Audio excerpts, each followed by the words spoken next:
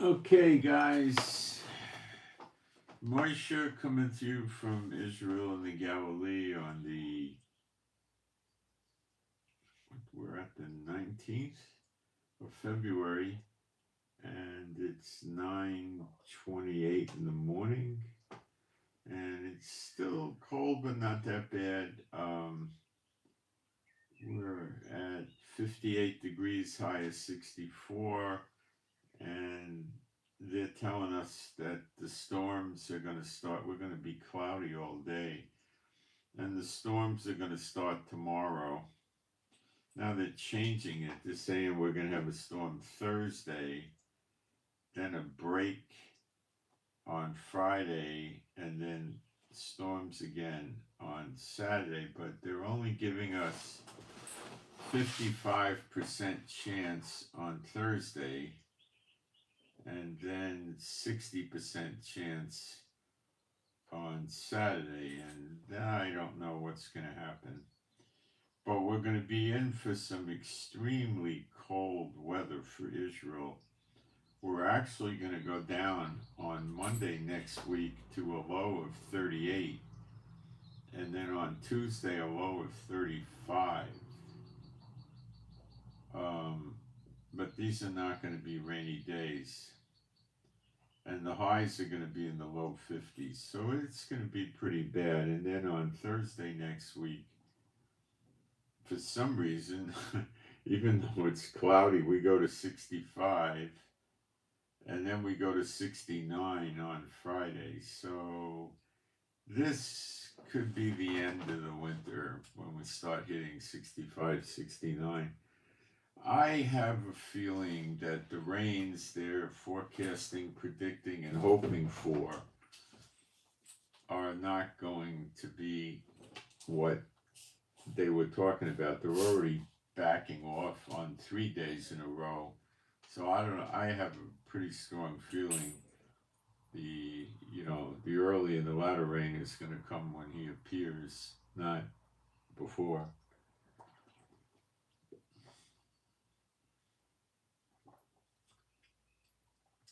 And I don't think it's anything they can forecast.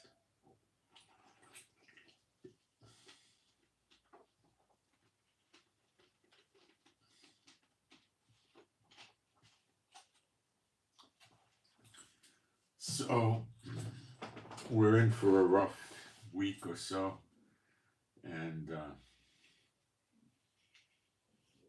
not fun for us. But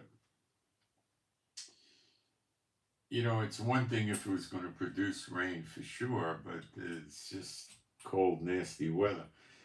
I keep saying this. I do not believe when we hit redemption, beginning with the appearing of the Son of Man in the clouds, we're not going to have weather like this anymore. This I wholeheartedly believe is punishment weather.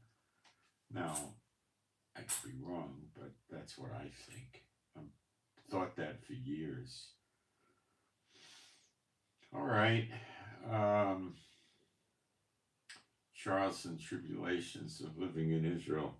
So what we're going to cover today is a new ceasefire proposal that Hamas and Gaza came up with. It's absolutely shocking.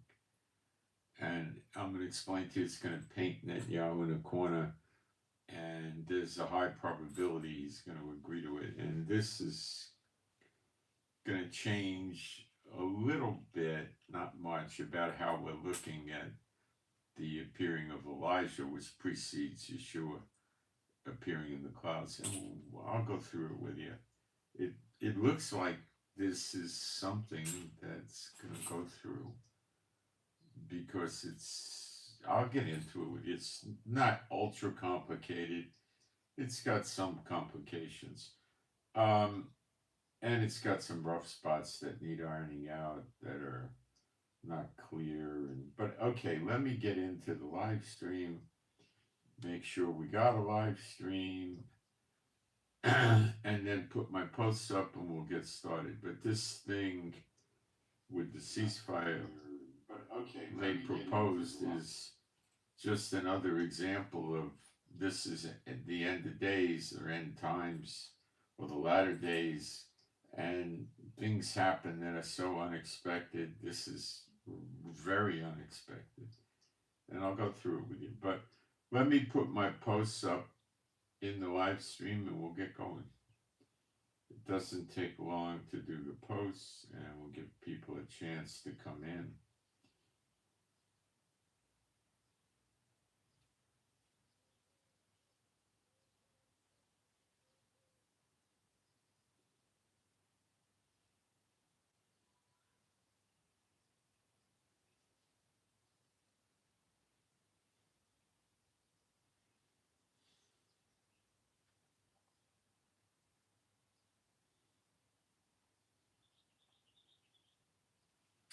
And let me get my email address up,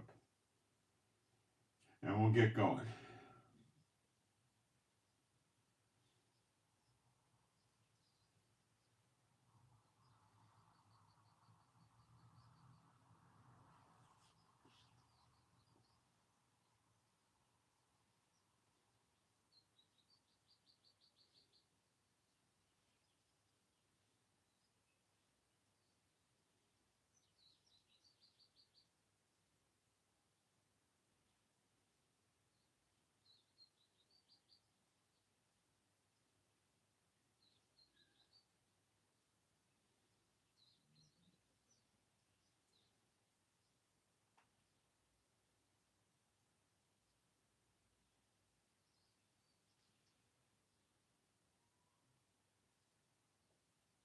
Okay, we'll do some praise. There is no God like Jehovah.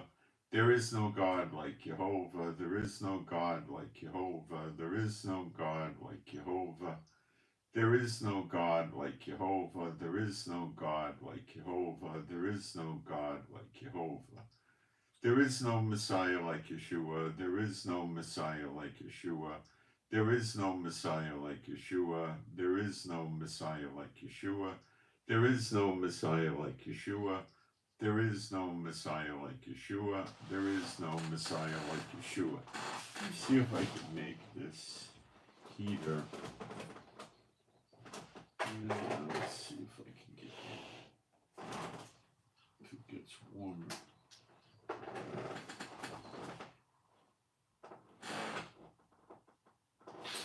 See if that worked.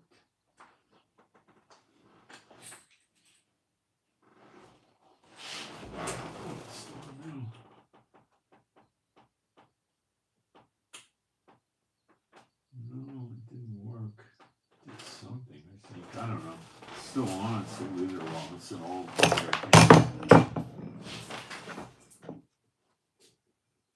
I think it's about 4 years, 5 years old. Not all the elements work on it. Okay, so what was this masterful work that Hamas cooked up? Well, they made an offer that works like this. They're proposing to return all the hostages at one time that are proposed in this phase 2, which is 59, but there's quite a few dead bodies in there, and it's something like that. And first of all, there is no phase 2, and Netanyahu is not authorized the negotiators that go to Cairo and Qatar to even do anything except maybe talk about a phase 2. They can't sign one or anything. So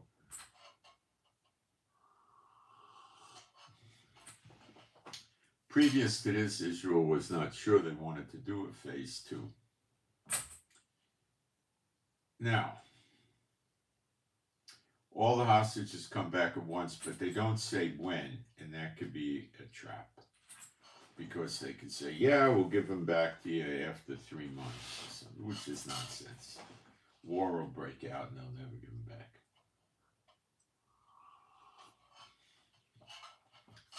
But maybe they're willing to give them back at the start of phase 2. And what they want in phase 2, there would be no phase 3. They want a permanent ceasefire between Israel and Hamas. Note, they started this war, by the way, okay? And they don't want to leave Gaza. They don't want any of the Gazans to leave Gaza, nothing, okay? And they also want a large amount of mobile homes to come in. Now, we let in some mobile homes recently. I thought it was in the dozens, but it was probably 100 or 200. And what is going to happen with these mobile homes, they're not motorhomes, they're just trailer houses. What's going to happen with these motorhomes, these mobile homes, rather, is they're going to go to the leaders of Hamas. Now, they have aspirations of picking up a few thousand of these, which could happen if the Muslim nations want to pay for them.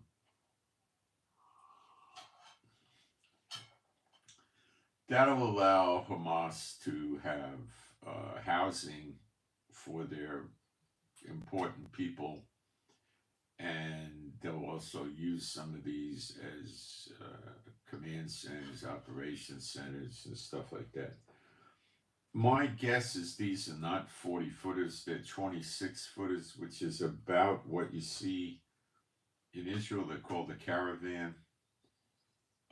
Normally you're going to see 26-footers, and they are, depending on the brand, most of what we see comes from Germany, but since the Arabs are giving it to them, I don't know where they came from.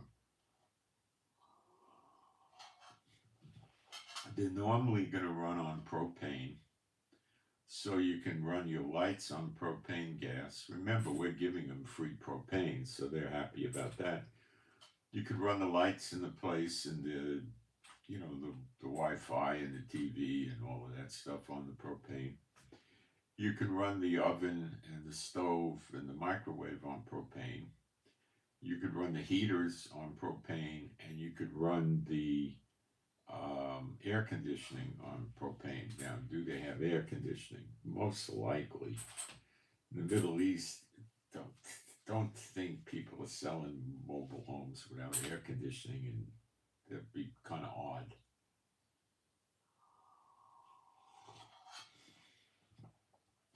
So if they had to and they didn't have an air conditioner, they could just put a couple of fans inside the thing, I guess.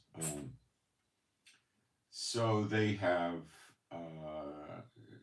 they're out of living in the ruins. Well, you got to understand that, they're not going to bring in, 300,000 or 400,000 of these things, because then why rebuild Gaza, That's what it would take, at least 300,000, 400,000. They, you could rather comfortably put a man and a wife and 2 or even 3 children inside there, as long as they're not big kids, not 15-year-olds, So they would be a little congested. Now, for all I know, they're getting 40-foot ones. I don't know. And for all I know, they might be getting 18-foot, 26-foot, 40-foot. They may have different sizes. Cars, I don't know. I imagine that Hamas would want to get, probably at least 3 or 4 dozen 40-footers so they can run operations out of there, make them into offices,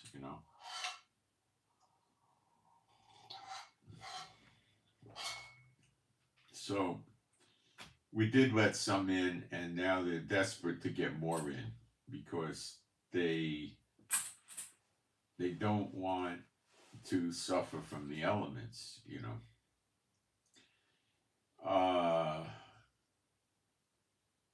They by no means give a hoot about the people.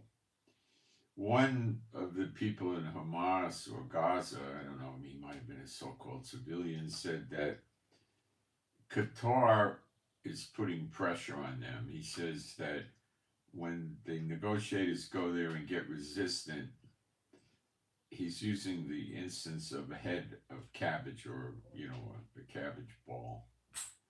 He says that the price can be 20 shekels, which is like $6.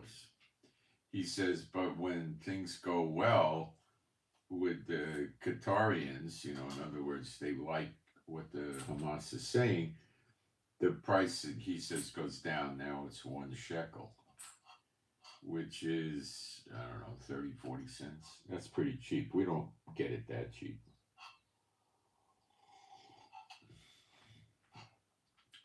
We're on the carnivore diet, but before we were doing that, we did go to a charitable handout of fruit and vegetables. But it was, they were great. The quality was superb. But it was the luck of the draw. You just had to go over there, and whatever they had, you got. So you could get tomatoes or peaches or apples or, broccoli or corn or whatever they had.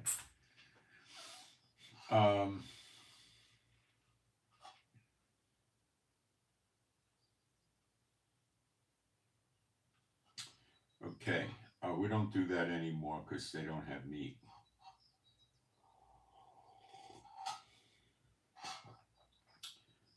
It's, I still psychologically adjusting from,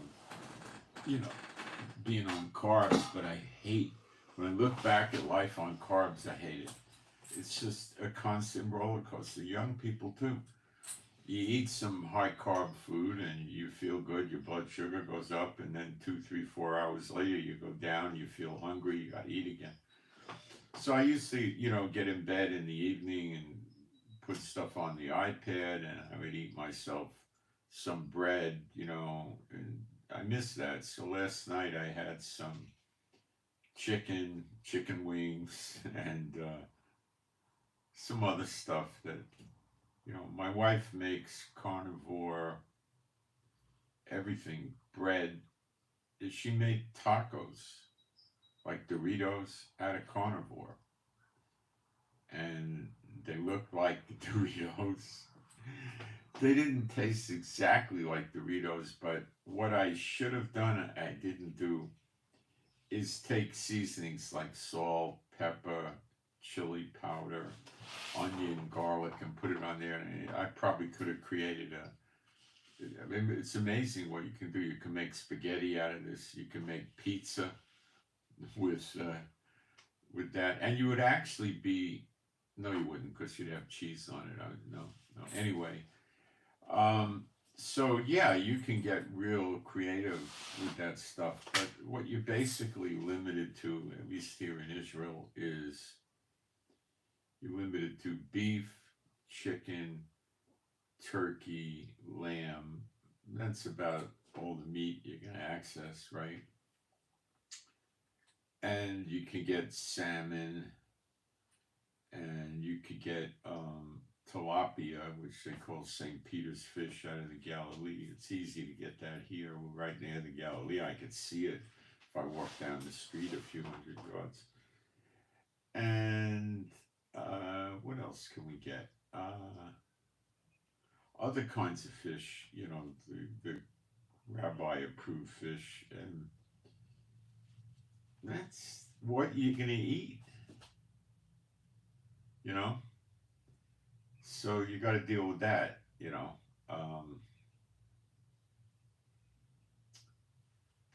That's it, The eggs, you got eggs.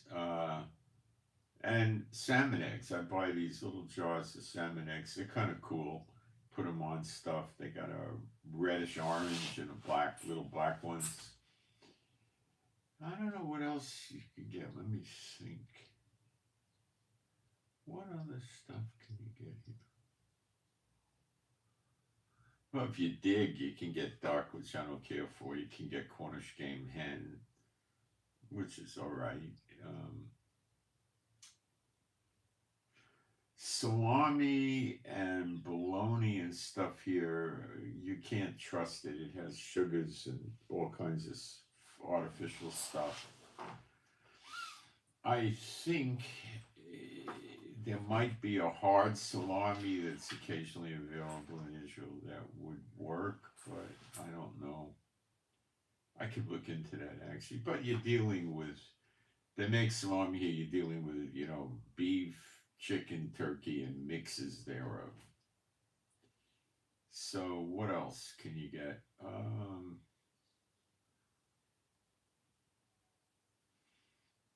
That's about it. I saw a video of a guy making steaks, pan frying steaks in butter. Now you're supposed to eat a lot of butter on carnivore. Of course, it's fat, and fat's what's good for you. On carnivore, fat is like carbohydrates on a regular American or European diet, so you're better off. But it's amazing when you stop eating the carbohydrates, what you realize is that the people in the world, basically the world at large, are running around eating carbohydrates all day long because they're in this cycle. And they're not eating good carbohydrates. Now, somebody living on an island in Polynesia that's eating fresh fruit off the tree, that's basically organic and not contaminated, no GMO, no bad insecticides or other chemical sprays, and they're eating fresh fish, they probably have a pretty darn good diet. I was speaking of that area. Fiji said they're going to open up an embassy in Jerusalem. Now, what I'm hoping for, I don't know, prophetic time will allow, is for Fiji water to start getting sold in Israel. Now, the Fiji water has the highest pH of all the bottled waters, or it used to. It's really good stuff, and it tastes pretty good. So they might bring it in. I don't know. I know Netanyahu will probably want to encourage commerce with Fiji because of this, and they may start bringing it in. I hope they do. They have Evian here, but I don't think Evian water is made the same way it used to be. It used to be real sweet, going back like 20 years ago. It's not the case anymore. We got a water mime, Aiden, and it's pretty good. But we also have imported waters that are really good. We get one from the country of Georgia, as in Russia, that one. And it has so much electrolytes and minerals in it, you taste them. And it's a natural thing. That's what I prefer. Then we get Pellegrino. And we get a couple others. It's life here, all right. So this treaty, here's the problems associated with this treaty. First of all, they're never going to say, we'll give you the hostages and leave Gaza. I mean, they might say it, and then I was going to say, ha, ha, ha, good joke, guess again. All right. So I don't know how they're going to do it. And they're also going to want Israel to empty out the jails of terrorists. Giving us 50 of these people is going to just drain the prisons of Israel. Okay? And Netanyahu doesn't have a problem with that, I'm sure. But what's Netanyahu's biggest... Okay, if they overcome the hurdle of, no, we're not going to move out first and then hope you give us the hostages. Well, Hamas is scared right now. They know Israel just got like 1,800, 2,000-pound bombs, and they had a bunch they got a few weeks before. That was a substantial quantity. I think it was, about 1,700. It was a lot. And they know that these things are very, very dangerous. In World War II, your standard bomb, you saw the movies with the B-29s and they drop 12 or 18 bombs out of the bomb bay. Those were typically 250-pound bombs, okay? A 250-pound bomb will, if you took, let's say, a 6-story apartment building and you hit it in the center with it, it would probably make the whole apartment building inhabitable, or it would drop the whole thing to the ground, or half of it would collapse, or something like that, right? A 500-pound bomb they also had, but they didn't have the accuracy of bombing in World War II, nor in Vietnam. So they were happier to use, instead of one 500-pounder, because the planes can only carry so much tonnage, use two 250s. They felt it was more rewarding, or they get a better return on good hits on a target, you know. And because they were so inaccurate, when the planes flew over, let's say, Germany, and they saw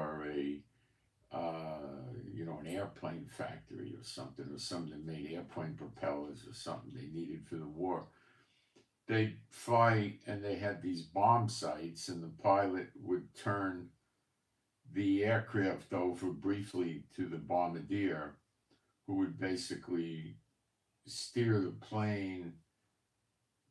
This only went on for maybe 1 or 2 minutes, 3 minutes maximum, sometimes 30, 40 seconds. He'd steer the plane over where the bomb site told them, okay, drop the bombs. The bomb site would compensate for their forward movement, which could be 300 miles an hour. And the bombs had fins, and they would drop 12 or 15 on the factory, and if they got 1 or 2 that actually hit the factory, the destruction would be pretty profound. So we have 500-pound bombs, and they're, if you hit a 6-story apartment building with a decent hit, there's not going to be much of the apartment building recognizable anymore, But when you start talking about a 2,000-pound bomb, now you're talking about knocking out a city block, just about a whole city block. Okay? And that's really dangerous. And these things penetrate. So whatever tunnels are left in Gaza, they're going to disappear, which makes Hamas more vulnerable. So there's a large amount of Israel that wants a position of, we got to do everything we can do to get the hostages back. And where their thinking lies is probably not in such a great place from a war point of view. Like if you were in the Pentagon, you graduated a war college or even 2, you wouldn't agree with the Israeli public. You would say, look, those hostages may never come back. We don't know. We don't know what kind of condition they're in. We don't know anything. We don't know if they're alive. So we do know they're a threat to our country, and we just got to go in and annihilate them, and that's it. And when we start our bombing, we tell them, if at any point in time before we kill all of you, you want to give the hostages back and demilitarize and leave Gaza, we'll stop. Okay? And then you start strategically bombing them every day and hope they wear down. But what you likely see here is they wouldn't wear down. They'd kill the hostages every day to get you to stop. So you're dealing with savages, and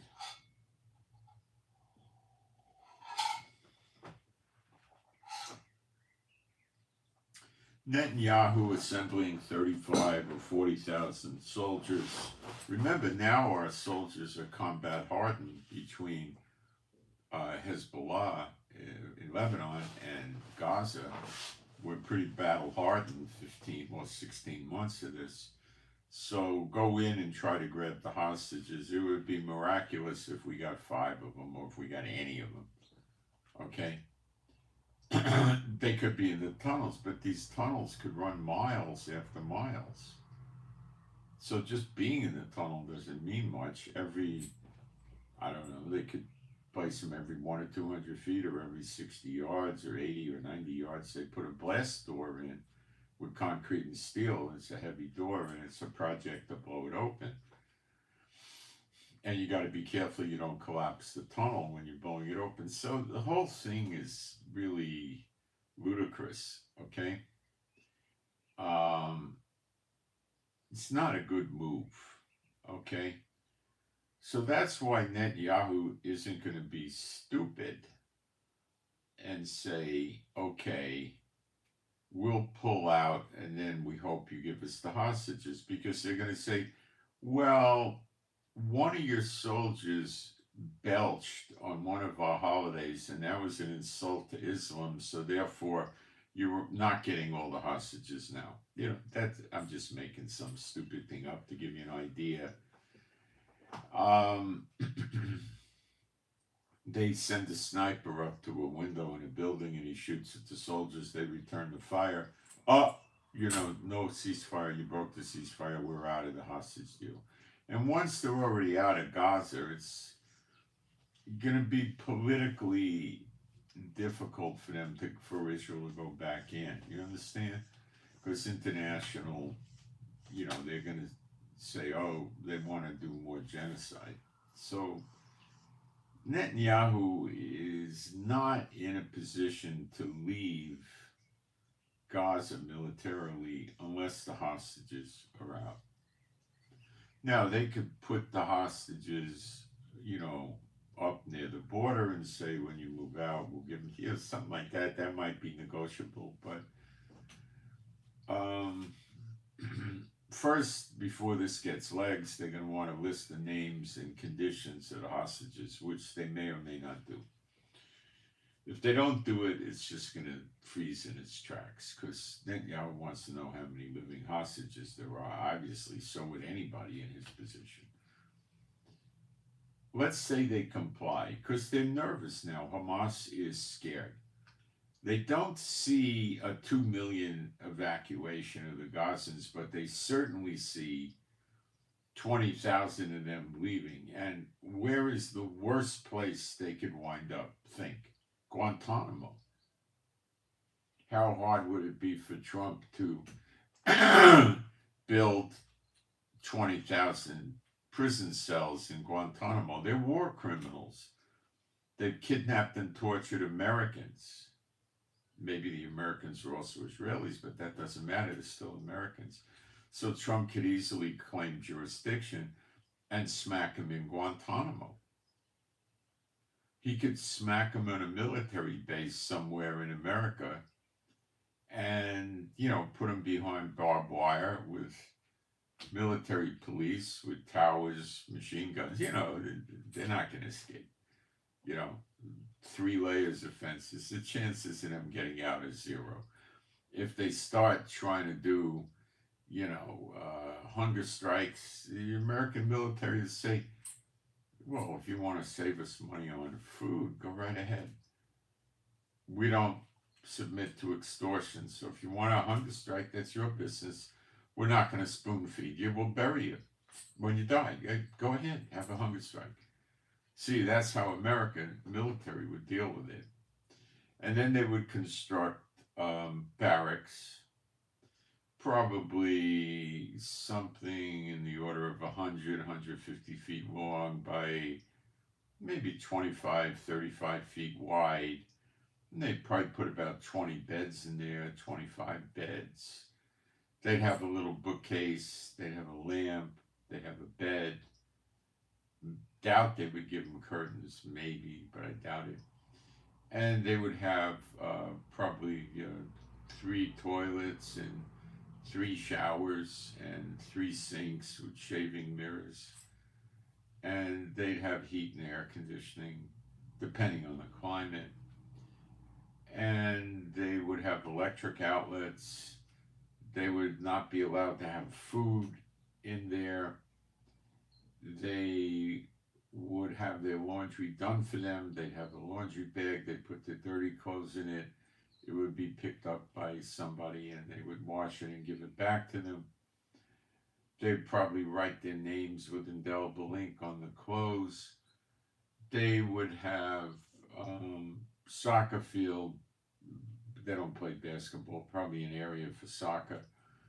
They'd have a place like a courtyard by their barracks. The barracks are often shaped in a U. They have three of those size barracks, and then they have a pretty good size yard, like maybe an acre even. Um, and it would have picnic benches and tables,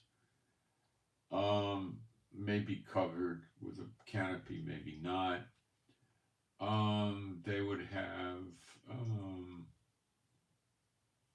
soccer. They would have a rec room, not in their compound, but a general rec room where they would be able to go and watch movies and TV, probably drink coffee and tea. They'd have a dining room they'd go to 3 times a day. They'd march in an orderly fashion in a column. There would be a head count. There'd be a head count with them probably leaving the barracks and then arriving at the dining room and then leaving the dining room and then arriving at the barracks. So I think they would be kept as security prisoners in a soft way. They'd probably be allowed to. I don't know if the federal prisons allow smoking anymore. I think not. So that would be off the table. But maybe in Guantanamo they do. They'd be allowed. They'd probably have a commissary they could buy stuff at if they had any money, which I don't think they would. Getting cell phones is absurd. They'd never have that. And that would be their future.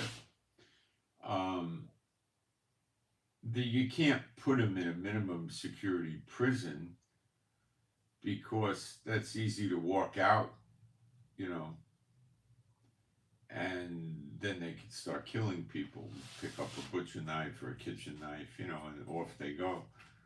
That's something that we never heard Trump talk of, but believe me, it's a possibility. They've probably considered it.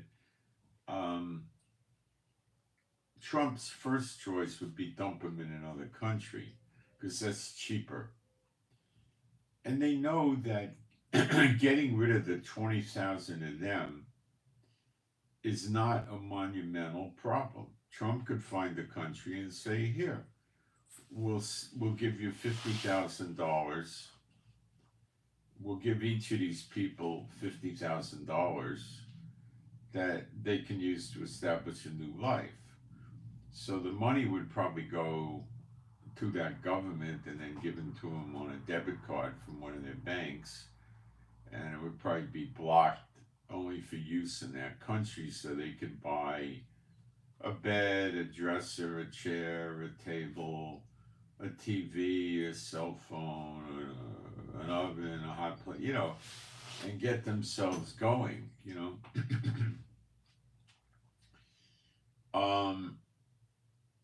But if they were resisting it, then they'd have to be taken out as prisoners, and then where do you put them? Well, the other side of the fence is Israel can construct prisons for them. A lot of times this is done in the Negev, in the desert, and they make it so far from any civilization or source of food or water that, walking out would be insane. Like 25 miles would do it. How are you going to walk 25 miles in a desert without water? Bring a water supply with you. Well, that's a possibility. But it'd be pretty hard for them. And a helicopter could just scoop around, 2 or 3 helicopters would find them in a little while. It wouldn't take much. Where are they going to hide in the desert, So we could do that if we had to. But they're scared of that. Where's Netanyahu's big problem here? Number one, a major hunk of the public is going to push for this with protests and everything else. Number two, Netanyahu has 3 active criminal cases where the trial has been going on off and on for years, and he keeps getting out of the continuation of the trial because of the wars.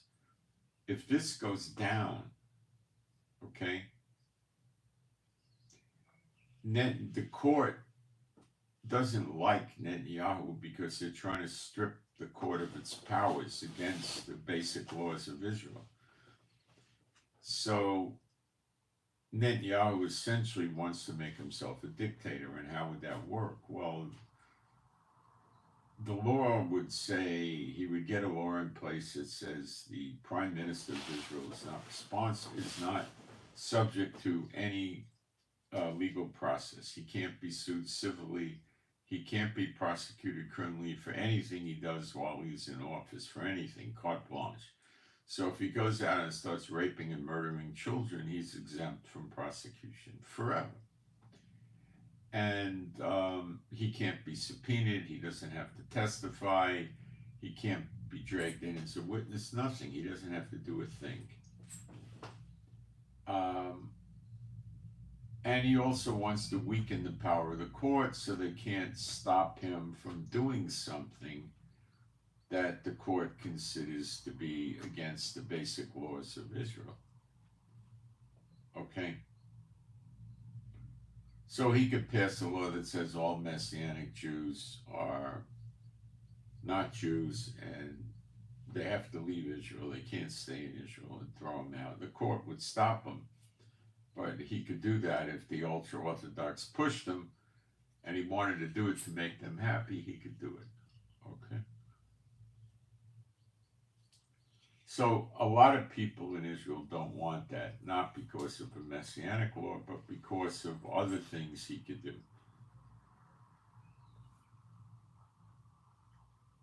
There's a percentage of people that know Netanyahu's rotten as a dog's hind leg is crooked. Okay? And they're probably in the millions, maybe 1 million people like that. And the others don't. They're not awake to what he's doing. They think he's a good guy. Like the Americans and Trump, you know. So, Netanyahu, the war stops, Netanyahu can't postpone his court cases, and he could go to jail for 16 years. I think the cases against him are excellent, or he would not be fighting against them to constantly postpone them. And I don't think they'd give him 16 years. I think it would be 3 to 5 years. But he would never be able to hold a political office again. So it's devastating for him. He would be devastated. It's not good for him. He doesn't want anything like this. So if he takes this deal from Hamas, then he has to deal with the court. And they'll just speed his trial up and he'll give testimony and then they'll cross-examine him and look at evidence. And, you know, in a very short period of time, the court could rule. They don't have jury trials in Israel. See, they don't have a democracy as you know it in America, in Israel. That's not the same thing. There's no constitution. There's no Second Amendment. There's no jury trials. And, you know, it's very bad here. And what could happen is he gets convicted. So he would try to start another war. Let me explain how this would play, okay? If the political pressure is so high on him, which it will be, to take this deal, then he's in jeopardy with his own personal conflict of interest for the courts getting him into that trial and finishing the trial, and off to the prison he goes, hi ho. So he needs another war.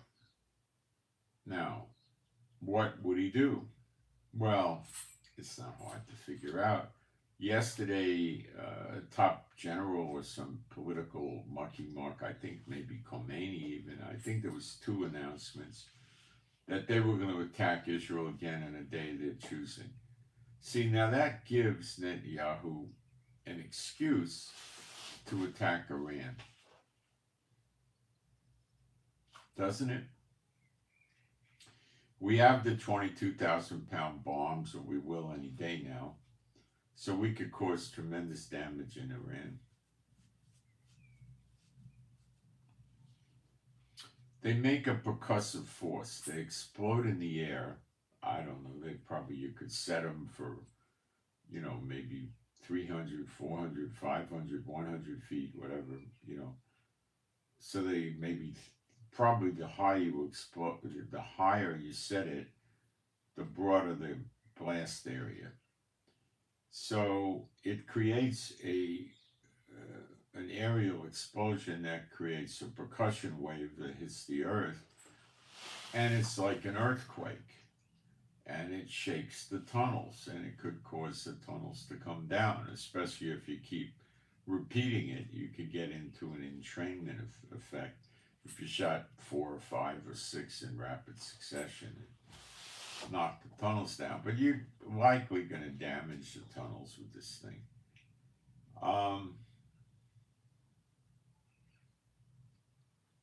I imagine he could explode it just on top of the tunnel on the surface to just get that effect without worrying about the air blast, because maybe the tunnel's too deep for that. So I don't know.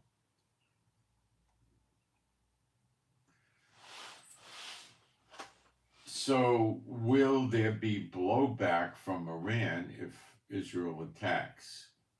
Israel doesn't really have the capability to attack in Iran with, 700 planes and devastate the place in one day. We're not even anywhere near there. Okay? So we could pick the nuclear facilities, the ports and the piers, airports, military bases, radar. We could only get some of the place, a small amount of Iran at one time. What would they do? Well, they would try their darndest to do something to hurt us.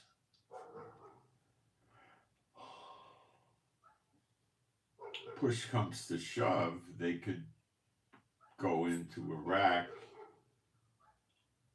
from Iraq in force, maybe 70, 100,000. And then from Iraq go into Syria and then try to get through Syria and attack Israel. It basically would keep Netanyahu in business, because Iran would absolutely do something. And the players that could still help them would basically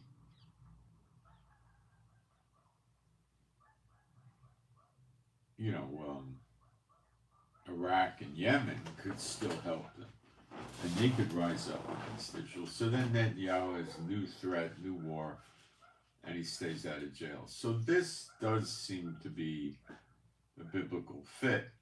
Then Iran, I'm not saying it has to be this way, I'm saying it looks like this could be what's going to happen. It's a good possible. Iran starts going crazy, attacks America, their ships, their bases, whatever, with Iraq, with the Houthis in Yemen. And then Iran gets wiped out, and the Houthis, gets wiped out also.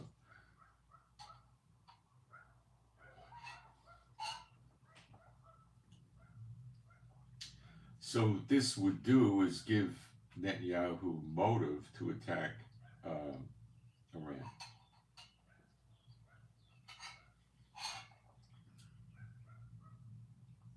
If the Houthis start shooting missiles at Israel, he'll attack the Houthis in Yemen, but it would be, 4, 6 jets, just some light attacks to knock out the site they were launching from. That'd be about it.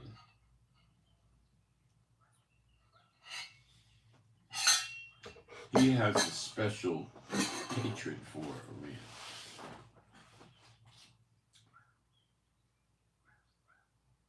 So I don't see how Netanyahu can avoid taking this deal from Hamas. He has to tweak it a little bit, which Hamas may not care about, to make sure he doesn't get played for a sucker. Okay. I gotta do something with my charge cable. Got unplugged from the charger, which is a pain in the neck, but not a hard thing to fix.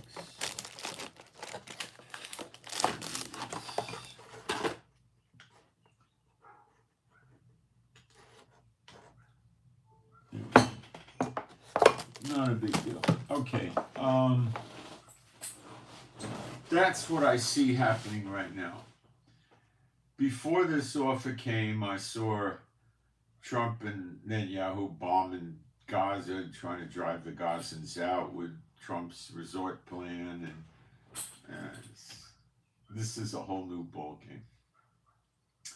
They were very clever in thinking this up, because they're giving Netanyahu an offer he can't refuse, not in the Godfather sense, but in the sense it's public. If he does refuse this, they would probably call for a vote of no confidence and tell Gaza to hang on, we'll throw Netanyahu out of office.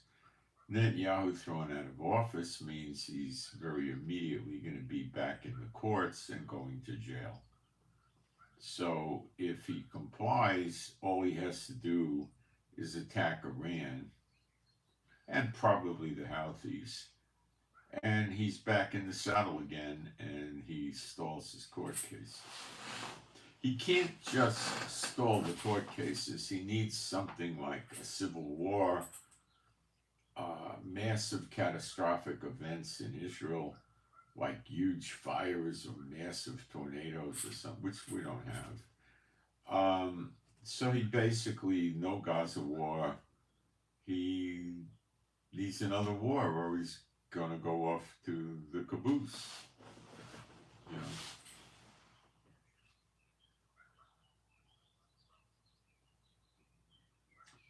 And he knows that, and he's well aware of it, and he is such a cold-blooded, evil person.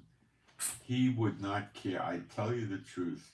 He would kill 5 million Israelis before he went to jail. He wouldn't care. It wouldn't make a difference to him. He'd sleep like a baby that night. He's pure. He's got a heart after Satan's. What Satan would do, he will do. That's it. And most of the world leaders are the same way, or they wouldn't be there. Practically all of them. Even the guy from Fiji and places like that, they're all the same. Satan's the god of this age. There are no more countries that don't have the Satan bots running them, okay? They run the legislature, they are the judges, they're the police chiefs, the generals, the prime ministers, the presidents, the secretaries of defense, the secretaries of state, the treasurers, all of this, every country, all of them. That's why it's so miserable being alive in these days, in a lot of ways. In other ways, not so miserable, pretty good, but it's a blend. So Netanyahu's got to capitulate with this. And if it turns out to be a phony offer, well, that's another story, but I don't see that at all.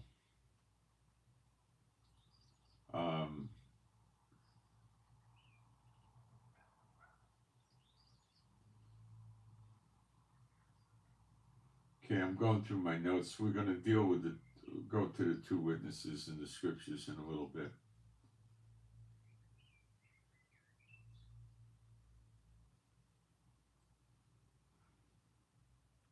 This Saturday, 6 living hostages are going to be released, and Thursday, tomorrow, they're going to come up with some dead bodies. This is going to get the Israelis mad, and they're doing that because they want the Israelis to realize that there could be a lot more dead bodies of the hostages.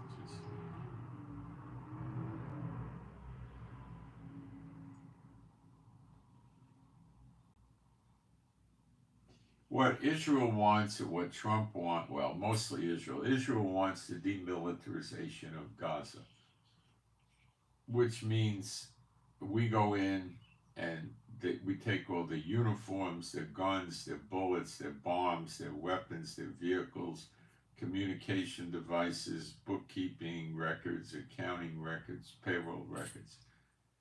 Everything is gone. Their food, their water, their fuel. And then, what do we do with them? Well, a more real solution is they get demilitarized, stay in Gaza, and some other trustworthy entity runs Gaza, like Israel. But, negotiations tend to change things. I would say this was a brilliant move that Hamas pulled off, because they painted Netanyahu in a corner. Watch him squirm. Meanwhile, in America, this is what we found out. The Social Security people were carrying about 2,000 people on the payroll that had an age of over 200 years.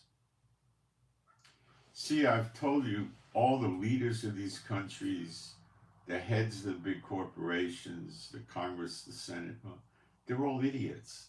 I don't know how many believe. The vast majority of them are idiots. Not everyone, but a lot of them are idiots.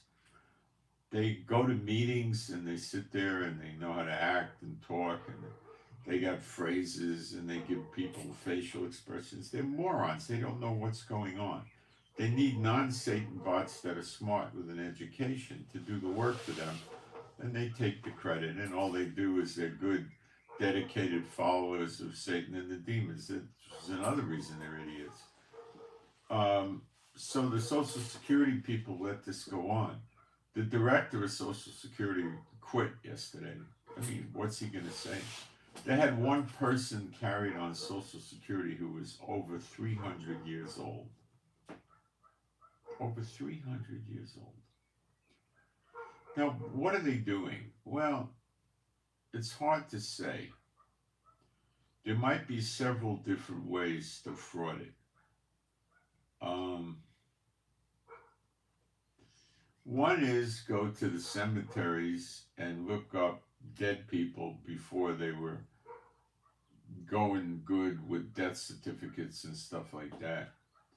So they could find people that were born in 1880 and, get a birth certificate for them and then apply for Social Security. Okay?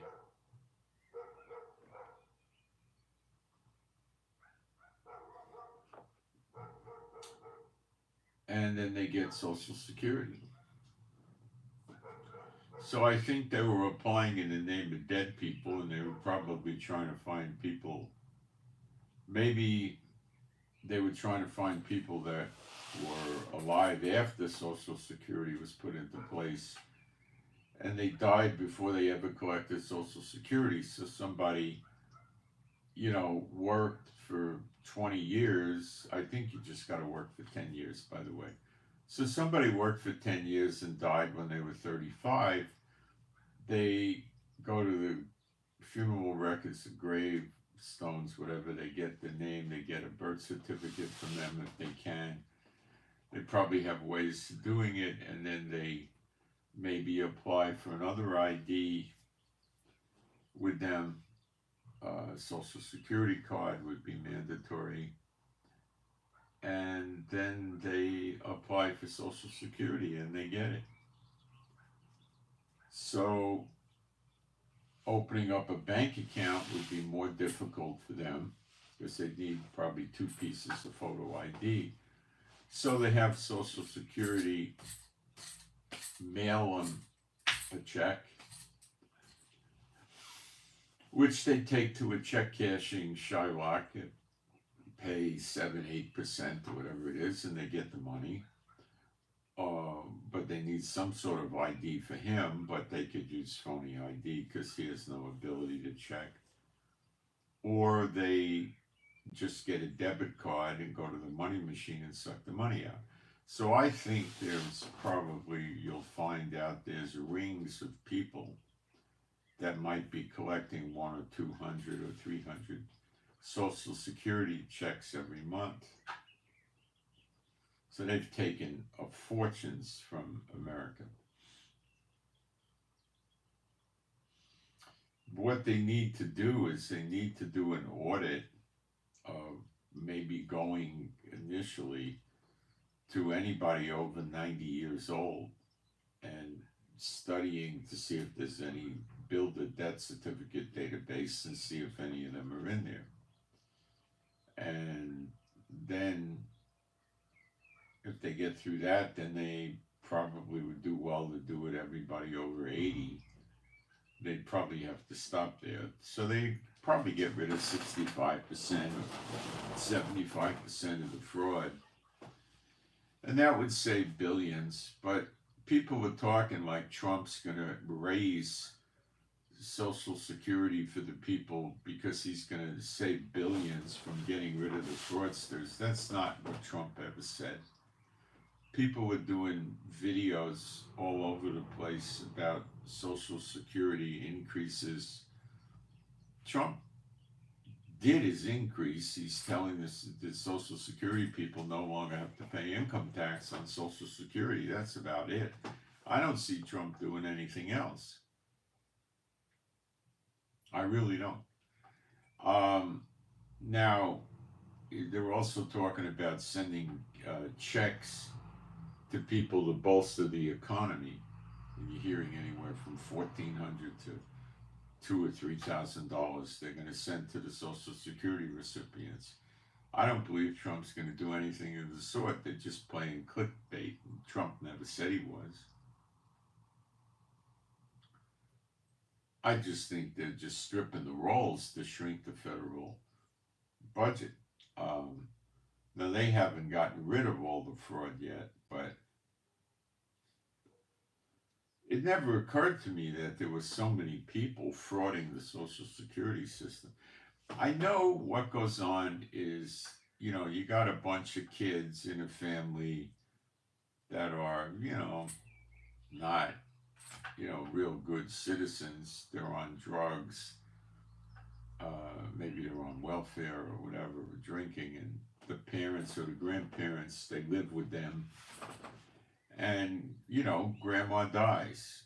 She gets Social Security. She gets $1,700 a month, let's say, just to pick a figure, right? So they don't tell Social Security she died. She died in the hospital. There's no police investigation about it, you know. And they just keep however the money comes. If it comes in a debit card, they keep taking it out. Grandma probably gave him the PIN number in case she was feeble, she couldn't go. She sent one of the kids or grandkids to go get the money, or a check is mailed, or whatever they do, you know, or she has a bank account and it gets direct deposited into the bank, and the bank account has a debit card and a credit card, and they continue to use it and just make sure the bills get paid, and that's the end of it. And it just goes on and on and on and on, and for years. And if they catch him, I never hear of people going to jail. They're not going to be able to get the money back because these guys are converting it into drugs and food and clothing and, you know, stupid stuff like that. So there's a ton of that going on.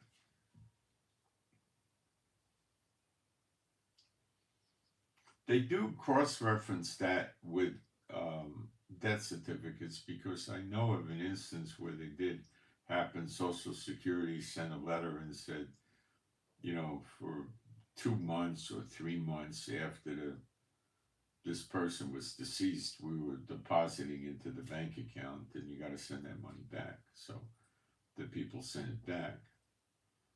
They weren't even aware it was going on.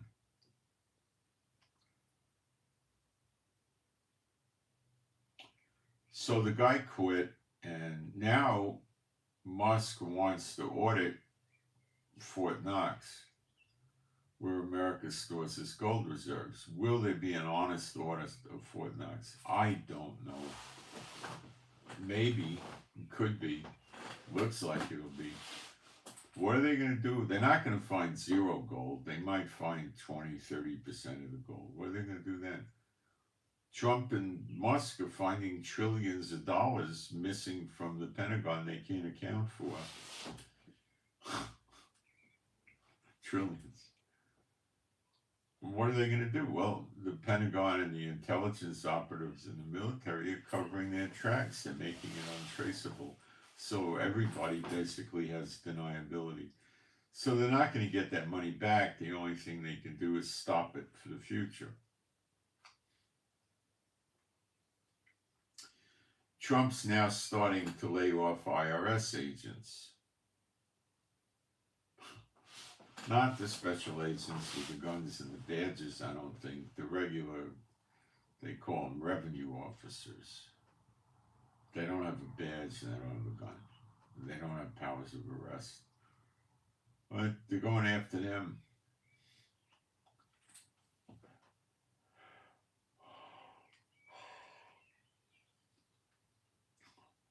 So there's going to be a blow up between the Federal Reserve, the IRS, the deep state, and Trump. The IRS was set up at the same time as the Federal Reserve in 1913 as the collection agent for the Federal Reserve. So when you cut the IRS down, you're attacking the Federal Reserve.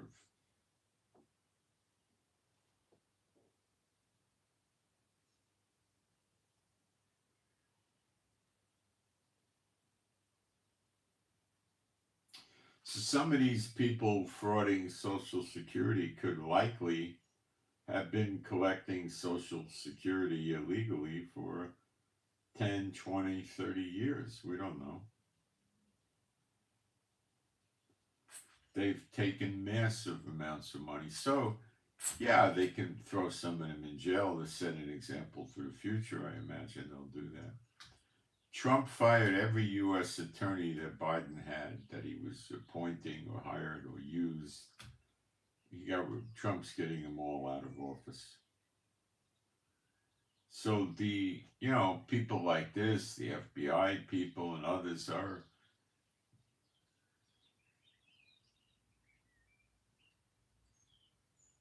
they're not happy. They're going to go against Trump.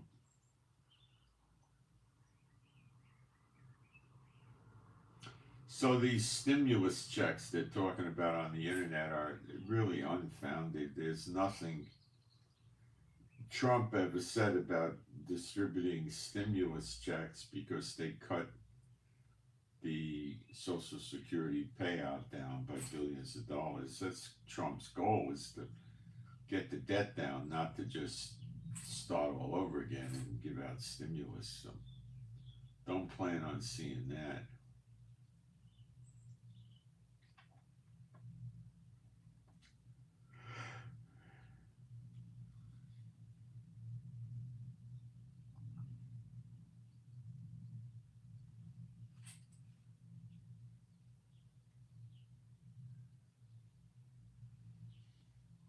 I don't even know. Trump might increase Social Security a little bit more. He might come up with, because Biden is such a dog, he came up with 2% increase where it should have been 10 or 12. Trump might come up with another 3% or something like that. Don't expect much from Trump. Trump is not out there for the poor working people. Trump is out there to get the people of America working again in the factories of the billionaire Satan bots, and then being consumers and buying the goods from the billionaire business owners. That's what Trump's about. He's not going to start helping the poor people. If he does, it's not because he wants to help them. He's doing it to help the interests of him and his fellow rich Satan bots. That's all he's doing. Let's see what's in the live stream, and then we'll keep up. I'm going to go into the two witnesses next.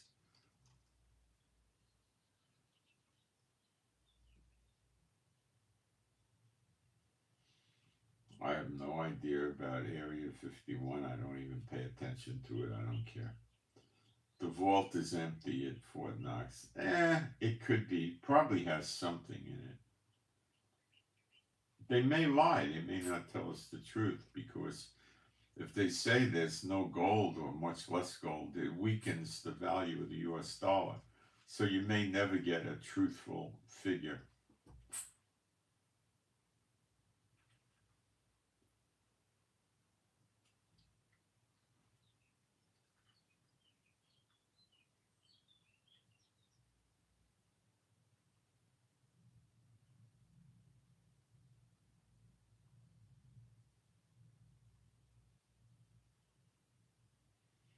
I wear sunglasses to cut the glare of the screens in the window behind what I'm talking into.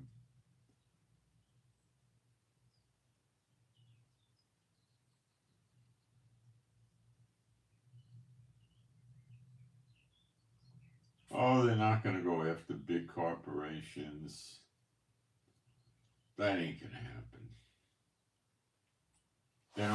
They don't bite the hand that feeds them. Let's see what the price of gold is now.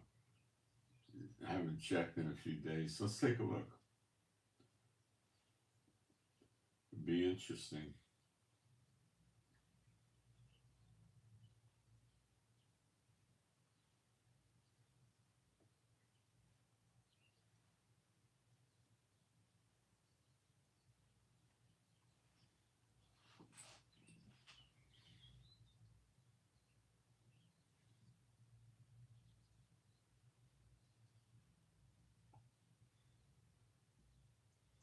It's at a nice level. It's at 29.37.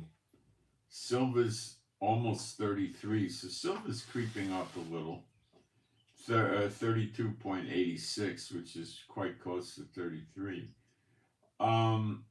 If gold gets a breakout over 3,000 and manages to sustain for, 2 or 3 weeks, within that period of time, you're probably going to see gold really start to perform.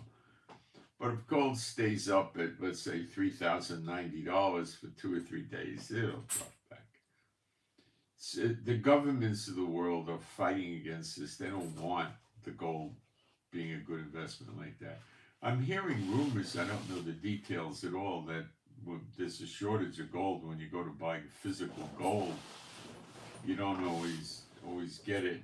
Let's see what they say about gold prices in the street.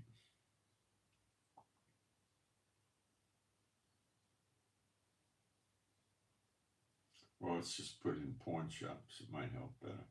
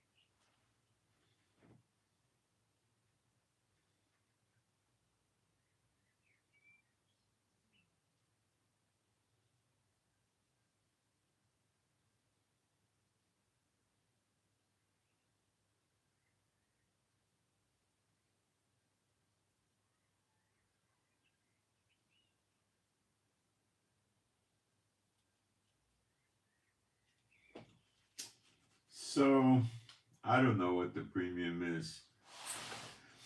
Sometimes the pawn shops and the coin dealers will give you maybe $10, $15, $20 over spot and sell it for $50 over spot. It's definitely trading at higher prices. The price you see is going to work if you buy paper gold, which is not gold. it's a lie, and it's stupid, and it's gambling, with the market.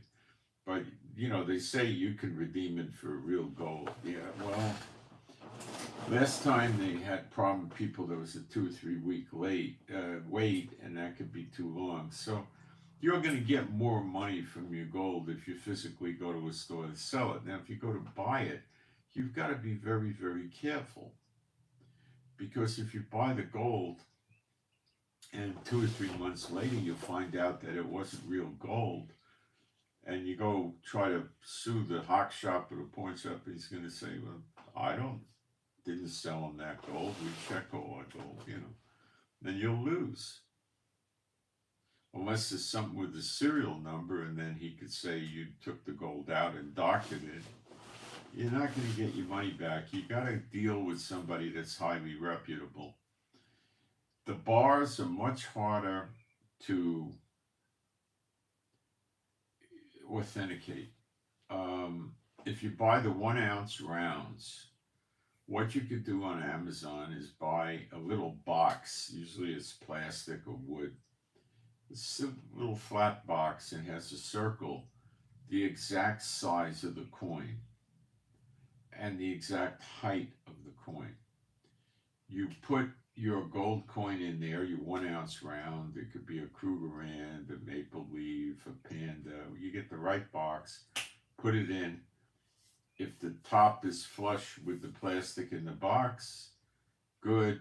And if the rim of the coin fits just right, good. But that's not enough.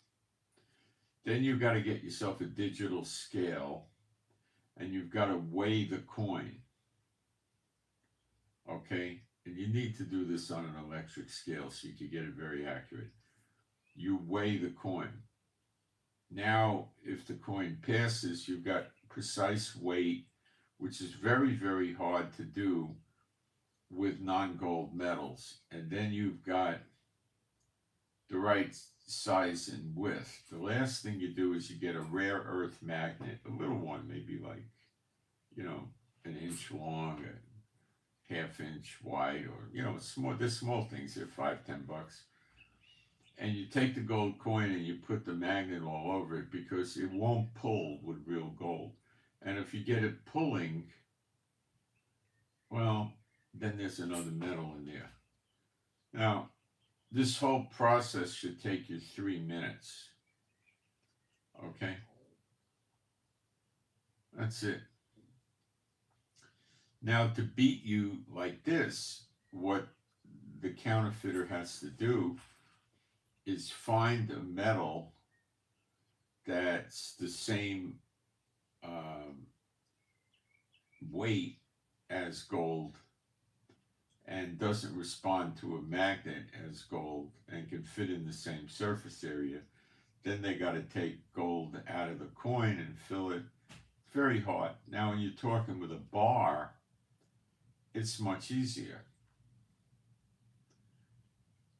because they just stick it inside the bar. Now, I've never seen bars that have, guides that show you the bar has to be a certain size and weight and all this stuff. So probably all they have to do is forge the weight by making a bar full of a metal that has a weight similar or identical to gold, and then cover it up with real gold. So putting the magnet on that is going to probably give it away, unless they could find a metal that doesn't react to a magnet, that has a similar or the same weight as the gold. And I'm not sure that exists. But if it does, or they could find it, then you're stuck. You lose. You got cheated. So that scares me with the bars.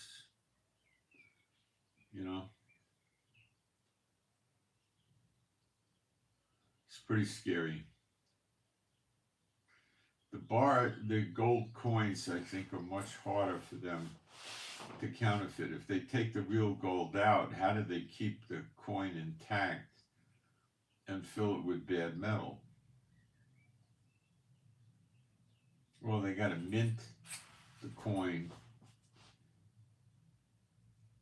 and then cover it with gold and make the same impression, make the mold so it looks like a real Canadian maple leaf or, you know, a double eagle or something like that. That's not easy to do. And then it's got to be non-magnetic. It's got to match the weight and the size. And then you look at the coin, and if the coin doesn't look like the real authentic gold coins, well, if it looks funny, you don't buy it. You're much safer, in my opinion.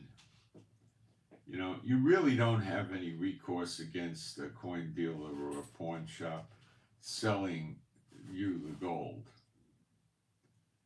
Because once you take delivery of the gold, then you want to return it, they'll just say, that's not my gold. Oh, it has a serial number on it. Well, we check all our gold. He doctored the serial number. Yeah, you're going to have a nightmare. Okay? So that's one good reason. Smaller gold coins are better for bartering, but I don't think they're as easy to authenticate. You could probably do the weight, and you could probably use the magnet on it. I don't see why not. But in terms of checking the circumference and the thickness of the coin, I don't know if the tools are out there for that. They might have them. But the gold bars are rather scary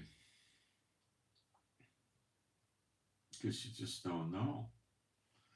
For silver, a real good thing is if you want silver, you can buy silver coins, silver dollars, but don't go after the numismatic ones. That's, you know, that have numismatic value. That's idiot. That'll evaporate immediately when things go down.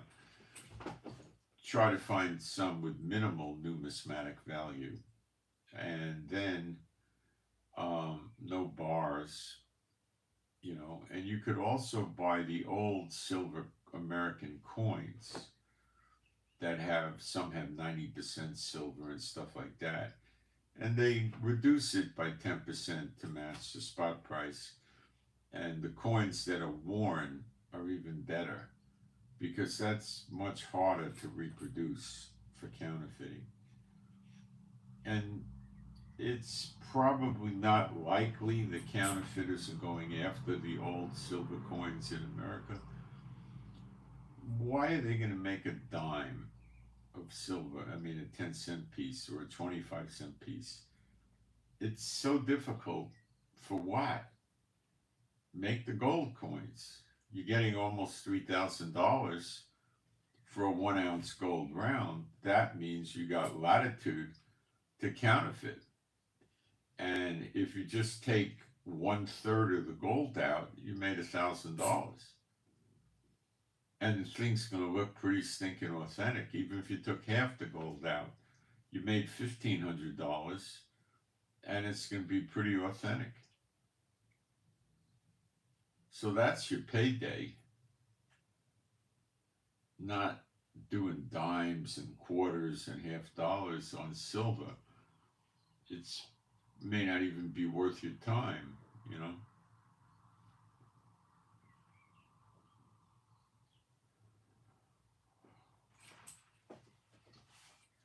So you got to watch yourself with gold and silver. If you really trust the dealer, and he explains how he tested a silver bar or a gold bar, then you're okay. If he's a good operator. And you know what? Probably 75% of them are. Because once the cops get complaints 2, 3, 4 times about these characters, they're going to start, you know, the prosecuting attorney's going to start in and they're going to start subpoenaing and, you know, interrogating the guy. He's going to be out of business. You know. Now, some of them may size you up and say you look like somebody they could cheat and cheat you, but they'd be gotten out of business before, you know. So, yeah, you can buy that. You just got to really know that this particular coin dealer or pawn shop is very honest. Look for reviews in the town. Ask people, if you know people, ask. You can buy from them rather comfortably. There's some really big sellers that send it to you by UPS or FedEx inside America. And I would say the big ones that are doing this are going to be honest, because they're selling goods across state lines now. And if people pay them by wire transfer, which they really like to get paid by, then they're breaking wire transfer laws, selling contraband across state line. They're looking at 10 years in jail or something like that. So the big ones are probably rather trustworthy. So it's not that bad. Your real danger comes when you can't get gold, which looks like we're headed, and you can't get silver, and you're scratching around for sources, and then you're going to questionable sources. That's a problem. So the big players that ship across state lines, you could pay them with a wire transfer. Those wire transfer laws for conducting commerce of contraband across state lines and taking a wire transfer, guy's really in trouble. You can call the FBI on a guy like that. They'll probably listen to you. All right. So now we'll go to Malachi 3, and we're going to try to deal with the difficulties of determining if Elijah is going to work with a time of peace or what's going on. It's really a rather difficult thing to ascertain.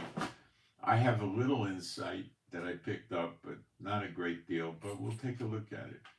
Malachi 3, behold, I will send my Malach, that's a messenger. I don't believe that would mean the glory of God of Israel. I believe it is in this case referencing Elijah, and he shall prepare the way before me.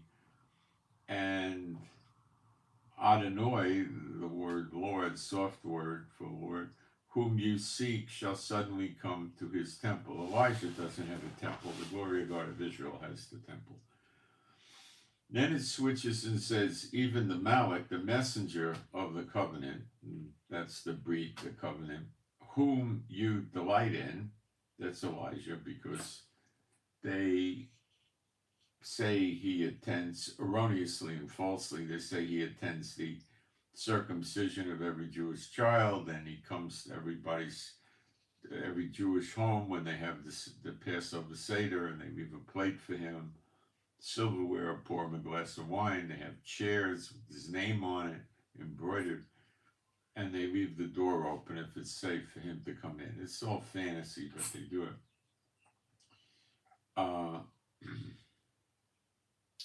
The Malach of the covenant, whom you delight in, behold, he shall come, saith Jehovah of armies.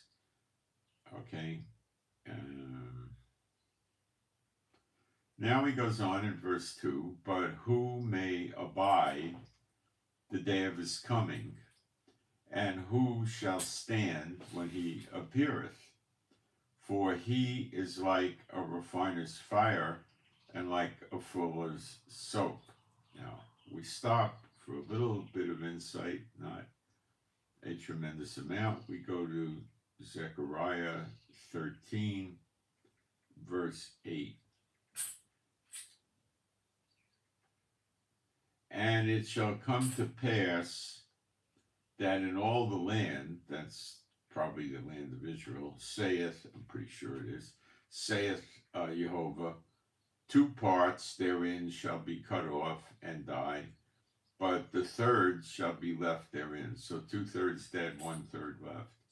And I will bring the third part through the fire, and will refine them as silver is refined, and will try them as gold is tried. They shall, we were just talking about trying gold, weren't we? They should, but I mean, it's purifying gold is probably the better meaning here. Let's look up the word for tried. No, it's what we were doing just now, proving or verifying, investigating. Oh no, to make sure they're real, I guess is what it means with Elijah. They will try them as gold is tried. They shall call on my name, and I will hear them. I will say, it is my people, and they shall say, Jehovah Elohim. So I will bring the third part through the fire. Now that's purifying, getting rid of the dross and the tin and the impurities, and will refine them, again, getting rid of the bad stuff. In other words, getting them into the true gospel out of the false gospels, out of the Talmud, whatever, Kabbalah, churchianity, and all that. And they're not in churchianity, and will refine them as silver is refined. That's again purifying them. And then it says we'll try them. That's investigate, test, make sure they're pure gold or silver, right? So they're pure believers. That's like the passing under the rod in the wilderness to make sure they're really Jehovah's sheep or Yeshua's sheep. And will try them as gold is tried, and they shall call on my name, and I will hear them, and I will say, it is my people, and they shall say, Jehovah Elohim. Okay, so we get a lot of insight over there, and now we go back to Malachi 3.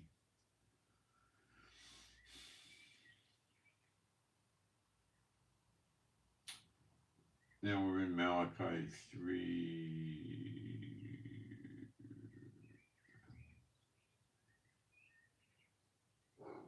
Well, and all after they're and purify. This is verse 3 in Malachi 3. Purify them as gold and silver, that they may offer unto the Lord an offering in righteousness. Remember, the Lord has vessels of gold, silver, other substances. Gold being the first level on the top, and then silver and goes down. Unto the Lord an offering in righteousness. But if you're in any kind of vessel of the Lord, you're in very, very good shape for eternity. Don't worry, it's all good. But they may offer unto Jehovah an offering in righteousness. This is the sons of Levi. Now, let me check my notes because there's a problem with the translation here.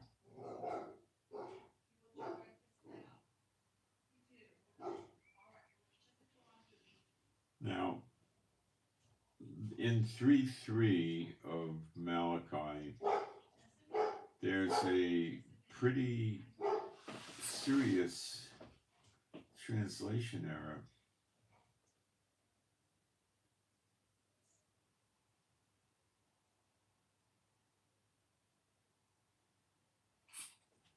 I'm not so sure of the significance, but let me deal with it with you. So it says, let me just get this down. The word purify.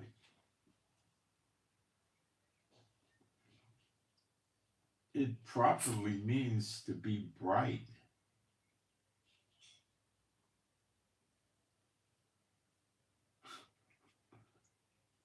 Yeah, it means to be bright. I'll read it. And he shall sit as a refiner and purifier, now of silver. And he shall purify the sons of Levi and purge them as gold and silver, that they may. I guess it just means that the gold will be bright, I'm guessing that's what it means, but let's keep going. Verse 4. Then shall the offering of Judah and Jerusalem be pleasant unto Jehovah, as in the days of old and as in former years. And then it says, and I will come near. Well, 1, 2, 3, 4, 5 words for one word in Hebrew. And the word in Hebrew is karav.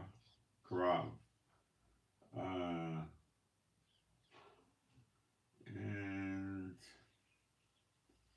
let's see what Strong says. Bring near. So what it's saying in Malachi 3:5 is bring near. Then it says to.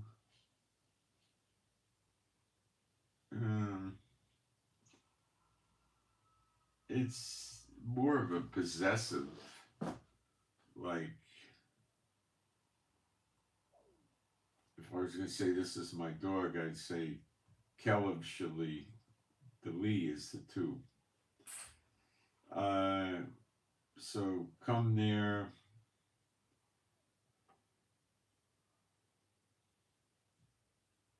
You to judgment.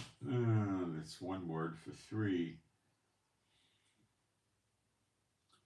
Mishpat's the Hebrew word, and I think judgment is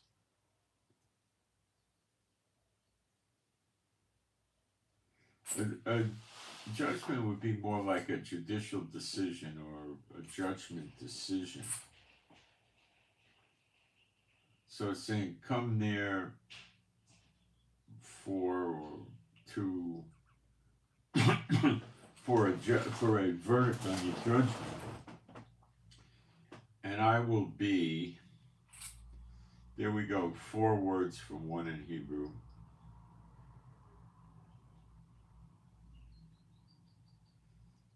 It's Hayah.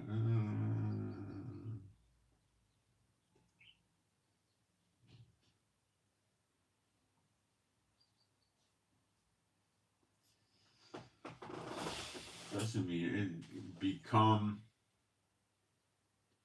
This is verse 5. Become judgment,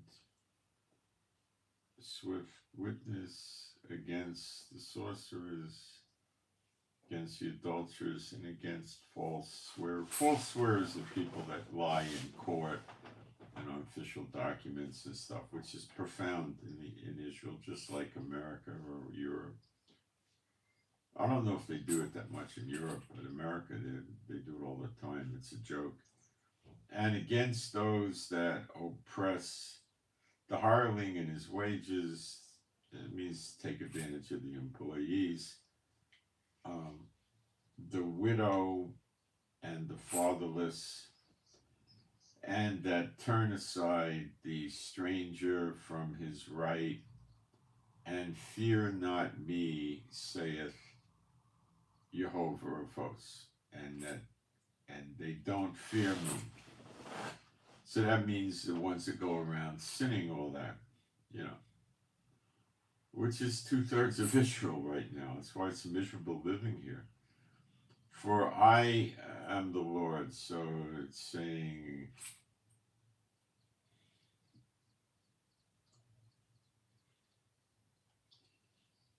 the Ani Jehovah. I would just say Ani Jehovah or something, or you could say, for I am Jehovah. I change. This got some translation issues, I think.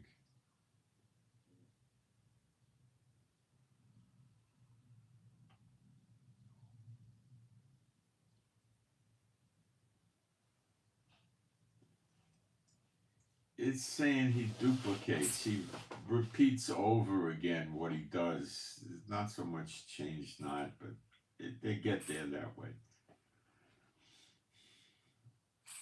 Then it says, therefore you. It doesn't say therefore, it says Atah, you. Sons, Ben. So it's saying, you sons, Yaakov. Lo, no. Consumed, Kata. So they're getting the point across pretty good. Verse 7. Even from the days of your fathers you were gone away from mine ordinances. That means breaking the law, and have not kept them. Return unto me, and I will return unto you. Well, this is where Elijah's working in a way, in a big, good way. Saith Jehovah of hosts, but you said, wherein shall we return? Will a man, so it's saying wherein, so let's check the meaning of that. Ma is what, not wherein, it's what, and then return is shub. Yeah, it's what returns, so he puts it in English, this is where return or wherein, yeah. Will a man rob God? Yet you have robbed me, but you say, wherein have we robbed thee? In tithes and offerings. Now, the temple got to be here for him to say tithes or offerings, because since 1948, there's been no active priesthood, no altar, no tabernacle, no temple, none of this. Okay? So he has to be referencing the temple's already come. And Elijah's working with the Levites to make the offerings acceptable. But what I'm seeing here is the people, the bad ones, are not yet cut off, and they're not participating, I'm guessing here, but that's how I'm looking at it. You are cursed. Now remember that in the Hebrew, you don't know this, in the Hebrew, Malachi 3 and 4 are run on as one chapter. They don't have a Malachi 4, so it's a continuation. That'll be helpful for you in a minute. You are cursed with a curse, for you have robbed me, even this whole nation. Okay, so he's putting a curse on people for not giving offerings in tithes and offerings.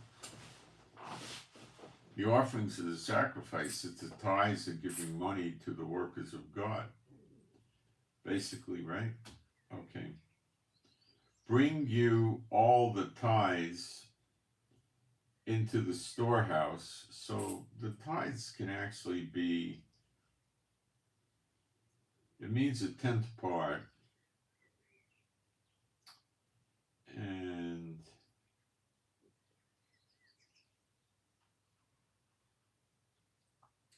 so he's saying bring the 10th part into the storehouse,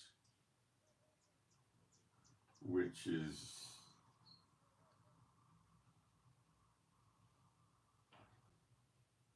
by Atzar, which is a depository or a storehouse. It's a pretty good translation. That there may be meat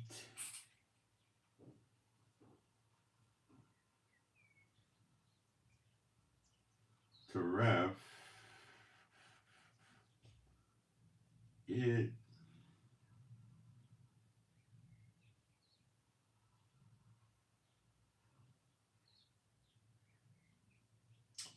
yeah, it has the connotation of being a prey animal, so it would be meat. You don't have prey oranges or watermelon, so there may be meat in, it doesn't say my house, it says house, meaning his house. And prove me now, herewith, saith Jehovah of hosts, if I will not open you the windows of heaven and pour you out a blessing that there shall not be room enough to receive. And I will rebuke the devourer for your sakes. Now this could be going on as down the road decades when we're running into the days of Gog and Magog. Because this is kind of what happens with Gog and Magog in a way. But that's the indication I get now, although it may not have that value, it may not have that timing effect, I'm not sure, but it could. You see, he says, he shall rebuke the devourer for your sakes. Well, that's what goes on in Joel 1 to 3. So I believe that it probably is referencing the book of Joel and Gog and Magog. And he shall not destroy the fruits of your ground. These are the pestilence bugs that eat the crops, is what they are. Locust, caterpillar, palmer worm, that kind of thing. Neither shall your vine cast her fruit before the time in the field, saith Jehovah of hosts. And all nations shall call you blessed, for you shall be a delightsome land, saith Jehovah of armies. Your words have been stout against me, saith Jehovah, yet you say, what have we spoken so much against thee?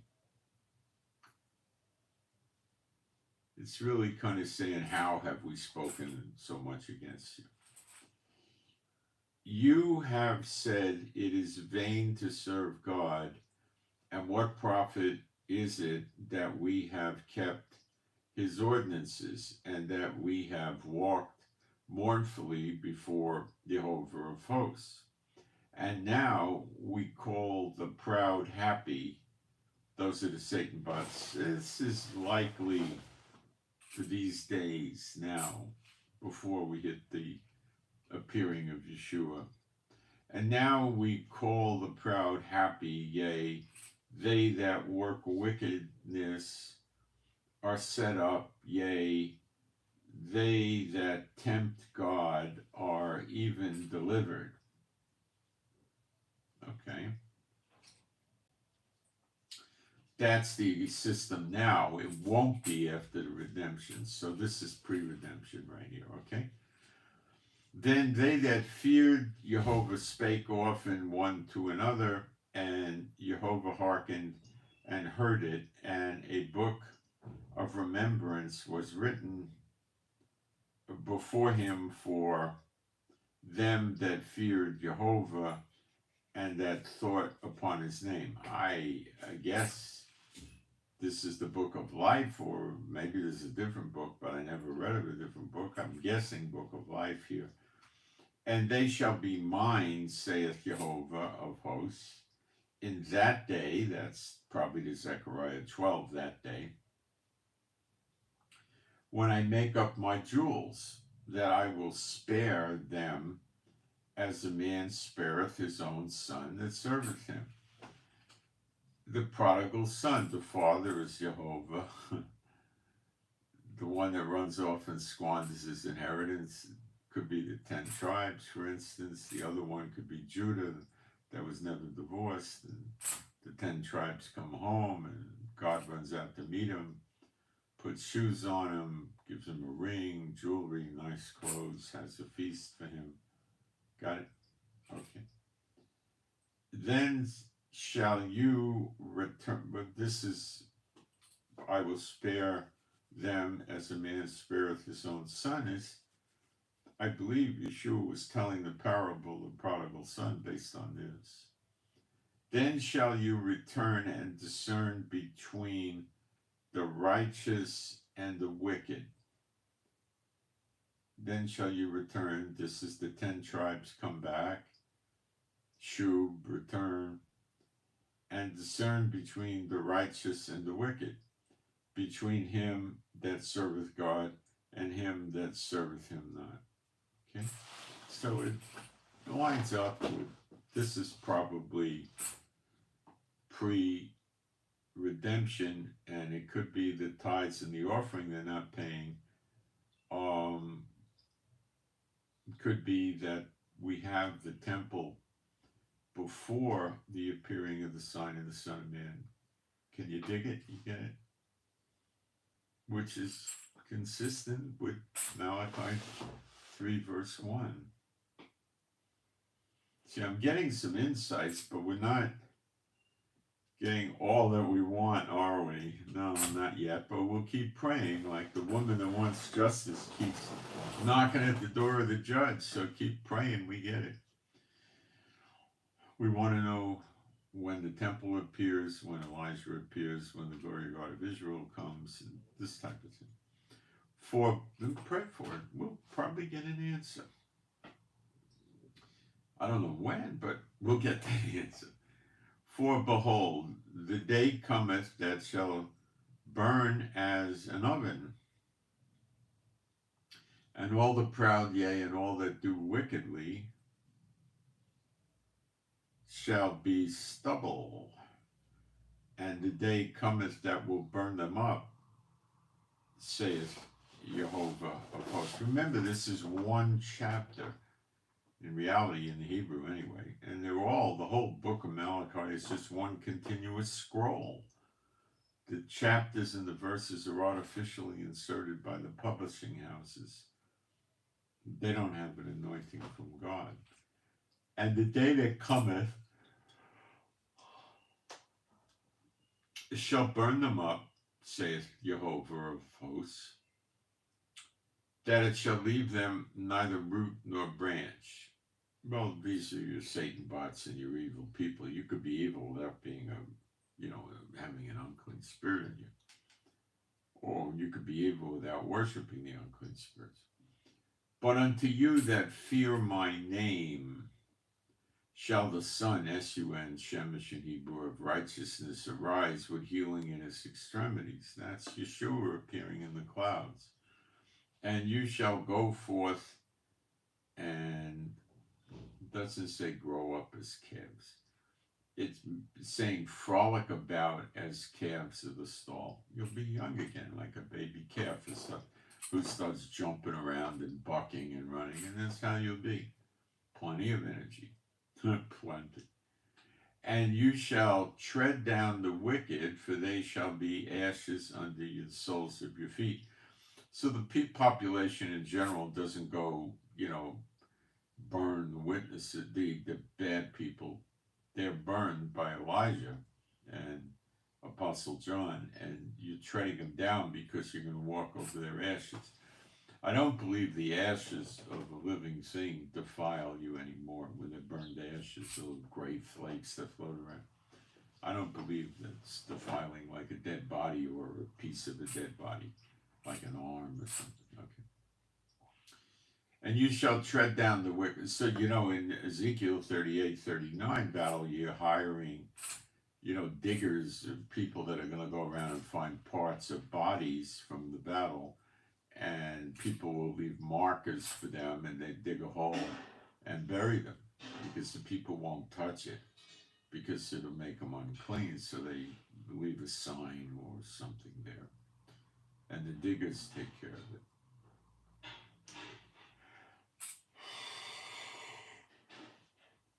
I guess ultimately when it's all over, they get cleansed, the diggers. And you shall tread down the wicked, for they shall be ashes under the soles of your feet in the day, that's your Zechariah 12, that day, the day, that I shall do this, saith Jehovah of hosts. Remember you the law of Moses, my servant, which I commanded unto him in Horeb. That's the same law that the churches teach is done away with forever.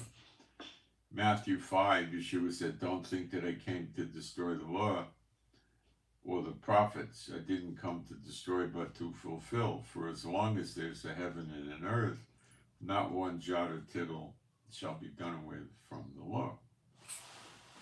So he didn't get away. He didn't do away with the law. And then the next verse says, those of you that teach men to ignore the least of these commandments and do so the same shall be called least in the kingdom of heaven. So he didn't do away with the law. That's just false teaching.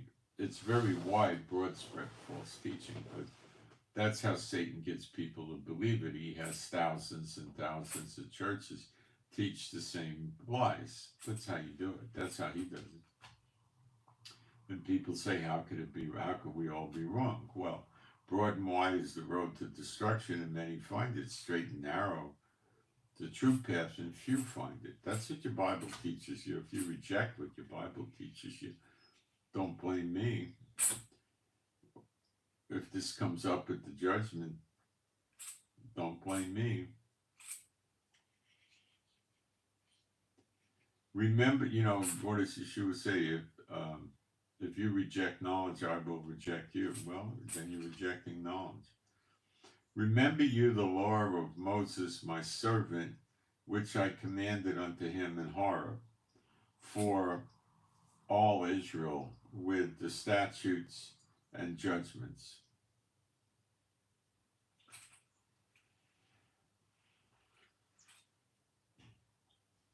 And that's talking about the statutes and judgments. It's more than just doing the law. Those that don't do the law have to suffer the fate, i.e. the judgment, of not obeying the law. Behold, I will send you Eliah, which is basically meaning Jehovah's my God. Eliah HaNavi, the prophet. See, John the Baptist was not Eliah the prophet. He had the spirit of Elijah. This coming days, you're getting the real McCoy,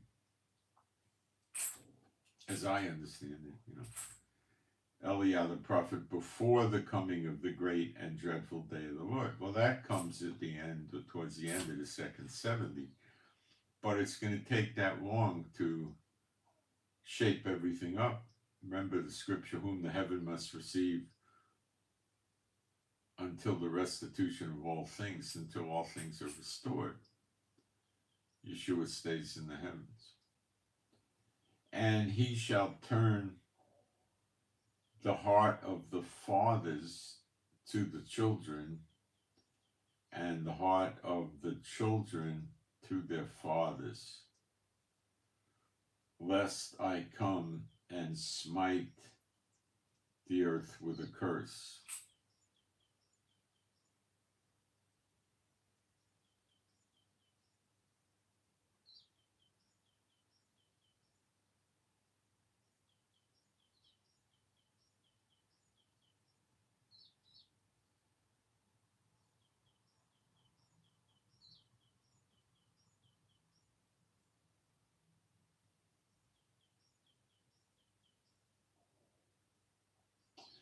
Okay, let me jump into the chat.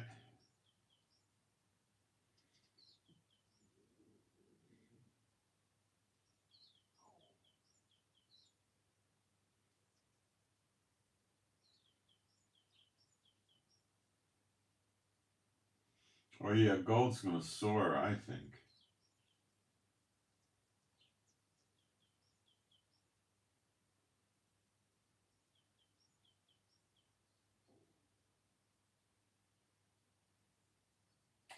Someone posted Timothy 2:12. Okay, let's check it out. Why not? Timothy 2, 2 Timothy. No, what did he, wait, let me go back and see exactly what he posted here. He didn't say 1st or 2 Timothy. So which Timothy do we pick? We'll try the second one.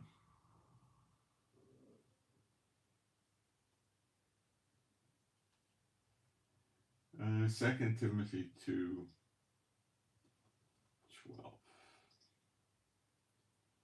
If we suffer, we shall also reign with him. If we deny him, he also will deny us. That could be it. For the benefit of the doubt, let's go to 1 Timothy 2:12. Why not? But I suffer not a woman to teach, nor to usurp authority over the man, but to be in silence. I think he probably meant 2 Timothy. Okay. Good scripture. Let me get back in the live stream. Let me make sure our live stream is still working. Make sure we got. I don't trust anything with social media anymore. We call the proud happy. Those are the Satan bots. This is likely. He didn't say 1st or 2nd Timothy. It looks like we got a good live stream. Yeah, gold will ever go up, but you know, you got to look at gold and silver like this. This is my understanding of it. Let's round gold up to $3,000 an ounce. Okay, if gold doubles, it goes to 6,000, right? Let's round silver down to $30. If gold went to 6,000 and doubled, so you doubled your money, do you think silver would only go to $60, or do you think it might go to $300? So you might be able to increase your money tenfold with silver. Think about it. It's not a law in the scriptures or anything like that. It's just kind of a common sense looking at it. If gold doubles, don't you think silver will more than double? That's the thought, right?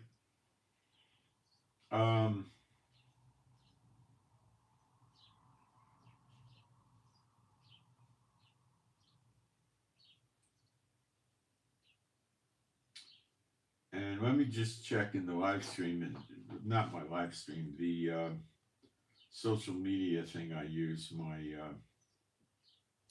Telegram, see if I'm getting anything on my feed that's interesting. Oh, I think Rubio's in Saudi Arabia trying to cook up some Ukraine-Russia peace deal, and I don't think anything's really going on. Okay, so I'm Moshe. Please pray for me and my wife Rivka for our peace, safety, protection, joy, healing. Pray for our finances. Pray for me to get that document I'm waiting for in the mail. Pray for our animals and pets to be happy, healthy, rescues. Pray for better videos. Pray for the peace of Jerusalem, and I am out. Thank you, guys, and I send my shalom to all those who love Yeshua HaMashiach.